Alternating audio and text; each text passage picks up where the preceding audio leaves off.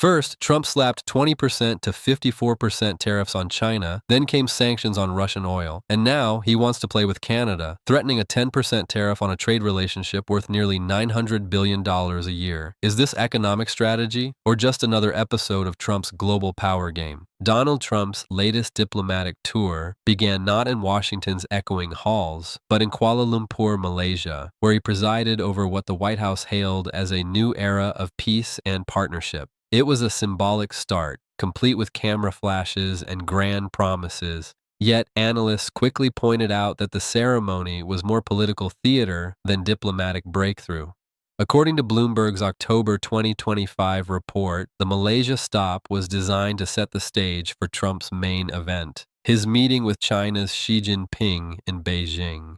The tour, spanning Malaysia, Singapore, and China, reflects Trump's second-term foreign policy shift, one that blends transactional deals with image-driven diplomacy. As The Economist noted, this is Trump's attempt to reclaim America's global leverage through spectacle rather than strategy. His administration is pushing for a broad trade framework covering fentanyl control, rare earth exports, agricultural imports, and TikTok's ownership transfer, issues that intertwine economics with national security.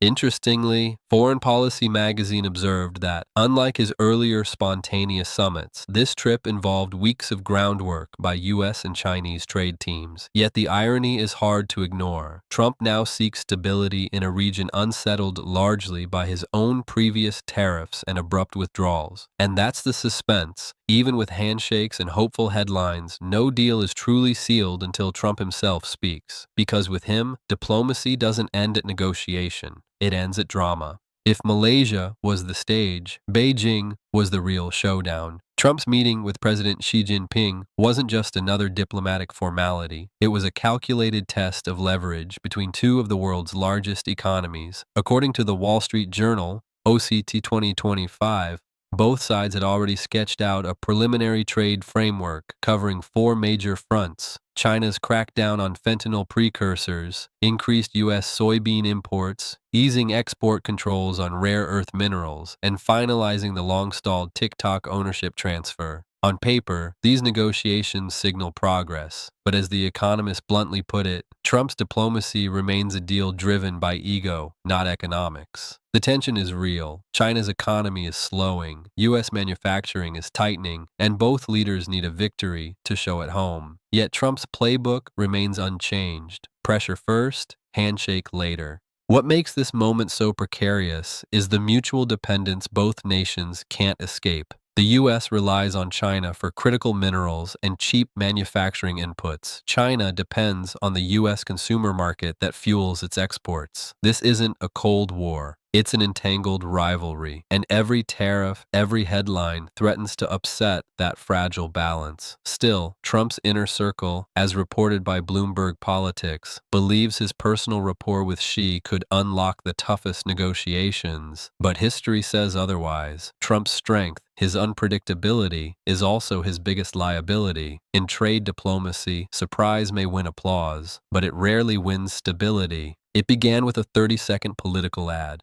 and ended with Donald Trump threatening a 10% tariff on Canadian goods, shaking a trade partnership worth nearly $900 billion a year. The ad, funded by a Canadian political group, featured a splice clip of Ronald Reagan warning against protectionism, a message Trump took personally. Within hours, he posted on Truth Social, accusing Ottawa of fraudulent propaganda and ordered trade negotiators to suspend talks.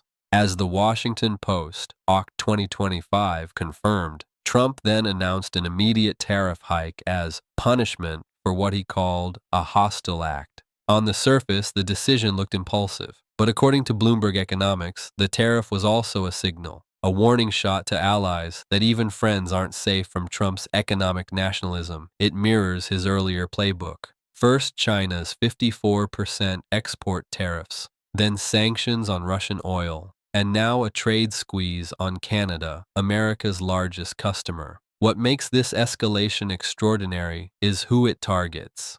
Canada isn't a rival power. It's the United States' top export destination, supporting millions of jobs across both borders. A 10% tariff could hit automobiles, steel, and agricultural imports, sending prices surging in U.S. markets already battling inflation. Economists at Moody's Analytics warn it could shave 0.3% off U.S. GDP growth if the standoff deepens.